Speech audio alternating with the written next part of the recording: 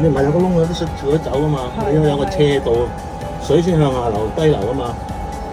嗱，逐格睇下，你影住第一格、第二格，黐嗰邊先啱嘅，而家都冇黐。平嘅，依家係平水嘅。第三格都係平水嚟嘅，啲咁多啫，唔夠斜。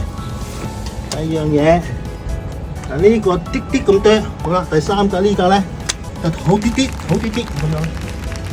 係啦，得唔得？呢個明唔明先？OK，明白。呢度點解會有啲水喺度唔走嘅而家？呢個可以啊，何生你自己可以參詳下嘅，知道先，起碼多學下嘢，知道先。